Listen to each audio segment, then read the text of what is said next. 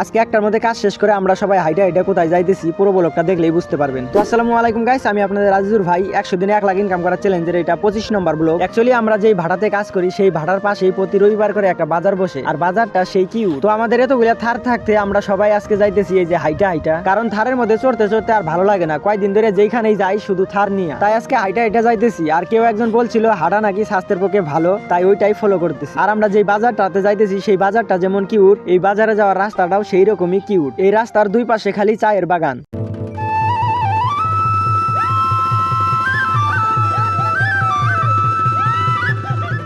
তারপর গাইস ঘুরতে ঘুরতে চলে আসলাম সেই কিউট বাজারে একটু ঘোরাঘুরি করতে করতে দেখি এই 3টা লাউ আমার দিকে কুতকুতায় তাকায় আছে। তারপর দোকানদারের সাথে কথা বলে 25 টাকা দিয়ে এই লাউটাকে কিনে নিলাম। তারপর ভাবলাম লাউ যখন নিছি, মাছ নিলে মনে হয় তরকারিটা ভালো হবে, তাই চলে আসলাম এই যে এই ভাইয়ের মাছের দোকানে। এইখান থেকে আধা কেজি রূপচান্দা মাছ নিয়ে নিলাম। তারপর মাছ আর লাউ নিয়ে যাওয়ার সময় দেখি যে এই যে একটা মোমোর দোকান, এখান থেকে কয়েক প্লেট মোমো নিয়ে নিলাম। তারপর সবকিছু নিয়ে চললাম আবার রুমের দিকে।